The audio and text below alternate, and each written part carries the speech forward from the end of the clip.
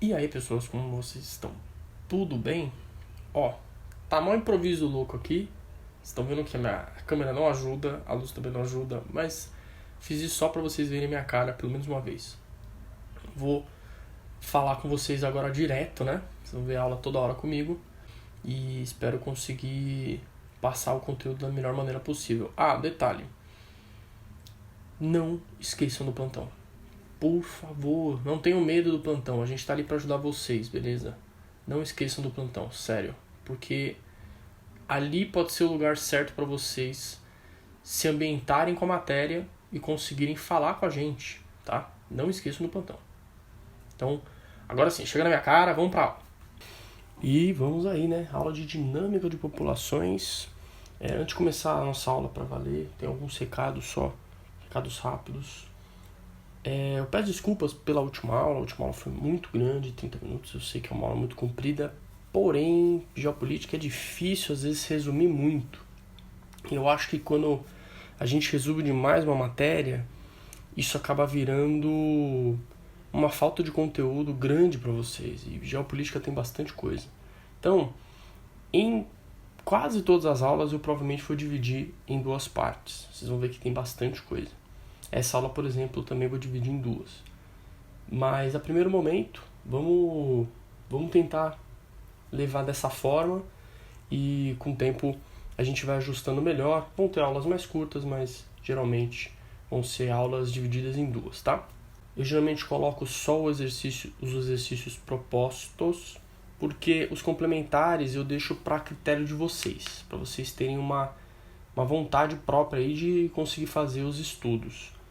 De novo, não me leve a mal, mas aqui, apesar de não estar sendo da maneira como queremos, é um cursinho, não uma escola. Eu não vou ficar cobrando de vocês exercícios. Até por isso eu não gosto de fazer listas. Claro, se eu ver que tem pouco exercício, eu vou fazer lista. Mas a primeiro momento, não vou colocar lista alguma, tá? E o último ponto é que às vezes vocês podem ter alguns exercícios mais complicados, quem conseguir estudar a parte dos exercícios e tal. Se você colocar exercícios muito difíceis ou se cair algum exercício que está te dando muito trabalho, manda pelo plantão, né, pelo WhatsApp ou por qualquer outro meio ali que der para mandar, que eu posso fazer uma aula só de resolução de exercícios. É meio difícil às vezes fazer exercícios junto com a matéria, porque a matéria é muito grande e às vezes ocupa muito tempo, e exercício de geografia em muitas situações não são exercícios tão simples de se resolver. Então eu prefiro fazer separado. Quando der, eu vou fazer aulas de exercícios para vocês, tá bom? Então, agora sim, vamos para a aula e vamos começar com o estudo da demografia. A demografia, que é a ciência por trás do estudo das populações humanas. Eu digo populações realmente, nós humanos. Não envolve populações tipo de biologia, tá? A ideia da demografia é entender essa dinâmica, tanto de maneira quantitativa como qualitativa, ou seja, como isso está acontecendo e como isso é possível dentro da sociedade. Como é que essa dinâmica está indo melhor? Para um lado, para o outro, para que país, para que região do planeta. E por isso é importante estudar esse tipo de trabalho, esse tipo de ciência, tá? Muito disso começou a ser estudado exatamente porque a partir do século XIX nós temos um crescimento populacional muito grande no mundo, principalmente pós a primeira Revolução Industrial. A primeira revolução foi essa de 1750 a 1800, exclusivamente na Inglaterra, mas ela já repercutiu de uma maneira grande no planeta a partir do século XIX, porque no século XIX começa a ter a expansão dessa Revolução Industrial no mundo. Se vocês forem ver nesse gráfico aqui à nossa esquerda, mostra que 1802 a população mundial atingiu 1 bilhão. Demorou 125 anos para atingir 2 bilhões. E para atingir 3, só 34 anos. Você vê o crescimento da população mundial muito rápido. E detalhe, hein? Nós estamos num momento em que tivemos muitas guerras e mesmo assim a população mundial cresceu muito. Hoje em dia nós estamos já em 8 bilhões praticamente de habitantes e é muito provável que ainda até 2100 teremos um crescimento desses até, quem sabe, aí 10 bilhões de habitantes.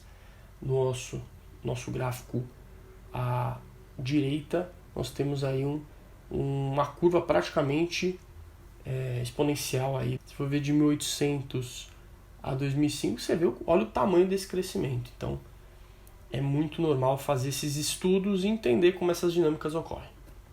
E para a gente começar, é bom entender as primeiras teorias relacionadas a isso. A primeira grande teoria, ou a mais famosa das teorias, foi a teoria malthusiana.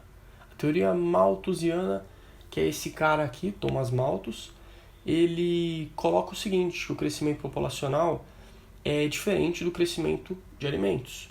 O crescimento populacional ocorre de maneira geométrica e o crescimento de alimentos de forma aritmética. Ou seja, neste ponto que nós vamos mostrar aqui com a setinha, este ponto seria o que ele chama de catástrofe malthusiana. Por que catástrofe malthusiana? Porque é neste ponto que a população vai crescer muito mais que os alimentos e aí teríamos fome, miséria e até guerras relacionadas a isso.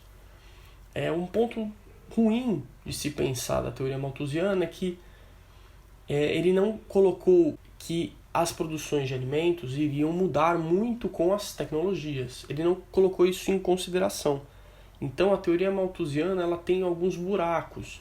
E houve muitas críticas em setores científicos exatamente por causa disso. E outro ponto também que ficou mal colocado dentro da teoria malthusiana é como então nós iríamos nos precaver disso. Ele diz que, em maneira geral, que o certo, o coerente é deixar as populações pobres viverem de maneira subdesenvolvida, ou seja, essas pessoas vão ter que viver com mais miséria, com mais fome, sofrendo mais que as outras populações, porque elas crescem muito mais rápido.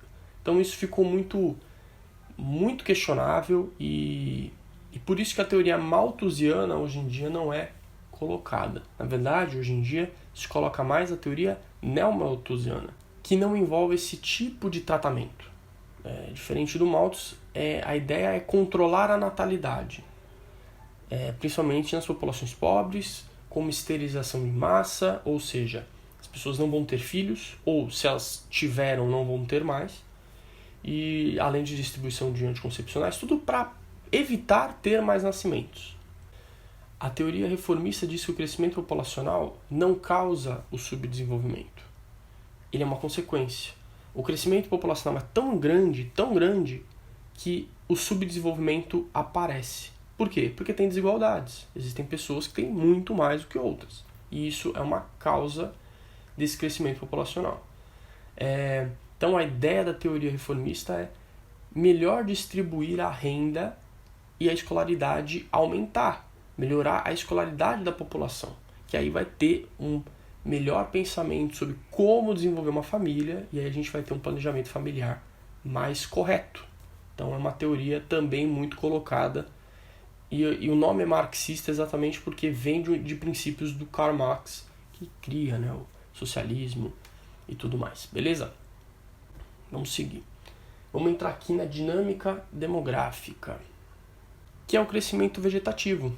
O crescimento vegetativo é nada mais, nada menos, é natalidade menos mortalidade. Natalidade é o quê? Nascimentos. Mortalidade, o nome já diz, mortes. Então, a natalidade menos a mortalidade, a gente coloca em porcentagem para ficar mais fácil, é um crescimento vegetativo. Se essa natalidade está muito mais alta, então a população está crescendo. Se a mortalidade está muito alta, a população está diminuindo. E tem também envolvido nisso tudo as taxas de fecundidade ou fertilidade. Mas a gente usa mais fecundidade, que é a média de filhos nascidos vivos por mulher. Por que vivos? Porque os abortos não são considerados. Tá? Então, a média de filhos nascidos vivos por mulher é relevante para esse crescimento vegetativo, principalmente na parte da natalidade. Né? A gente vai ver isso com calma daqui a pouquinho. O crescimento demográfico ele é um plus do crescimento vegetativo. Por quê? Ele coloca na conta também as migrações. Então, as migrações são importantes para esse crescimento demográfico.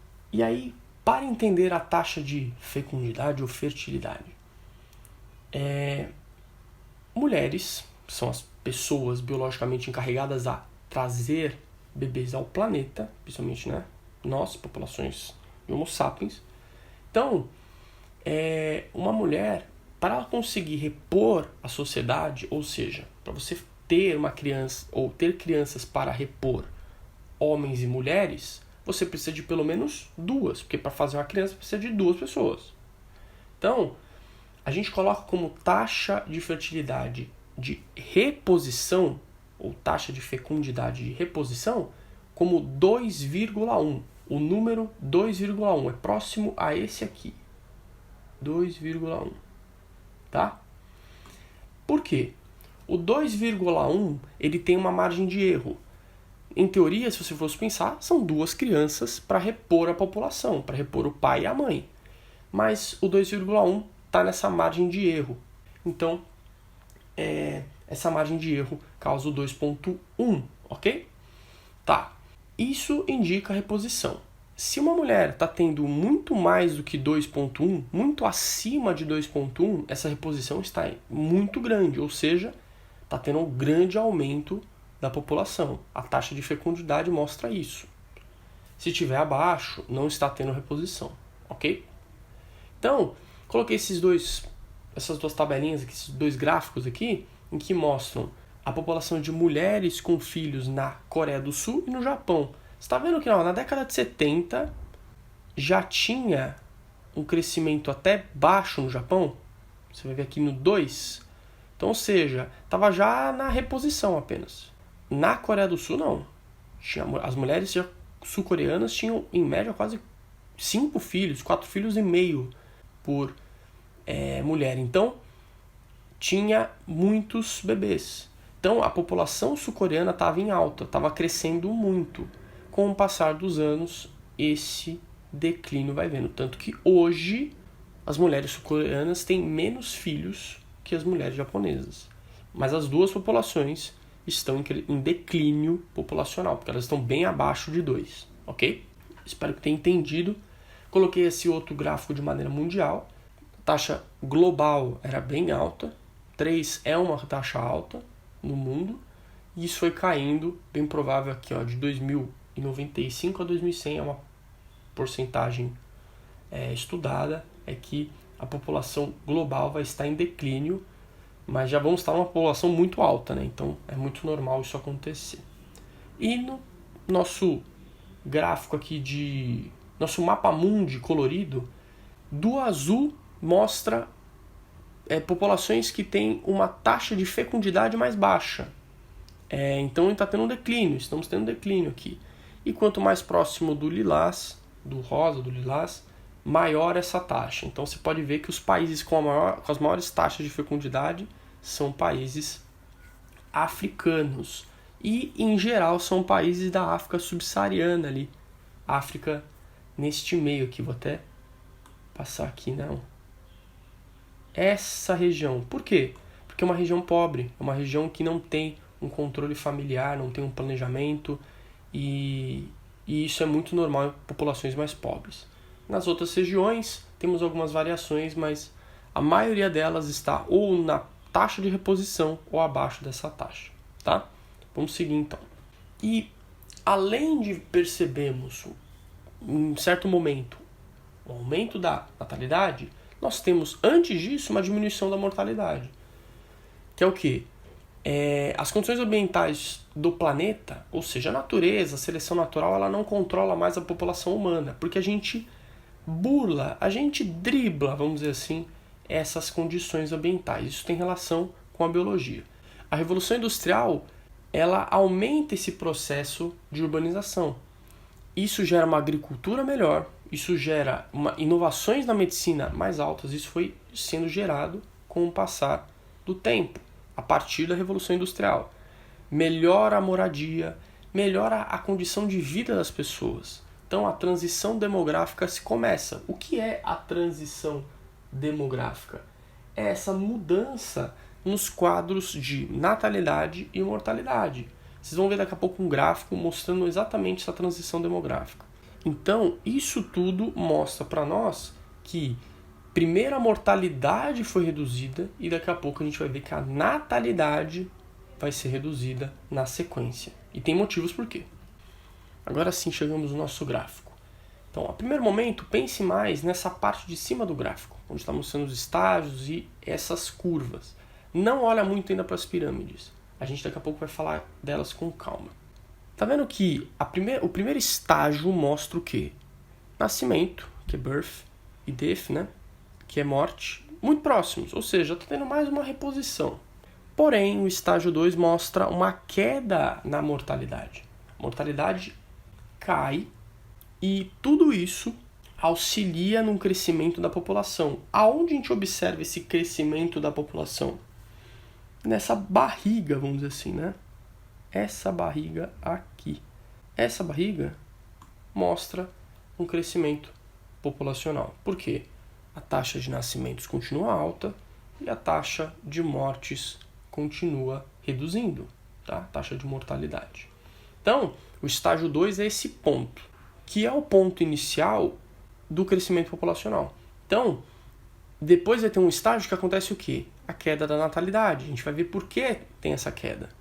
E a mortalidade fica num plano mais estável, ou seja, nem cai mais a mortalidade, mas também não tem um aumento dela. Então a taxa de mortalidade permanece estável, a taxa de natalidade cai, até chegar num ponto em que voltamos a ter aquele equilíbrio de reposição.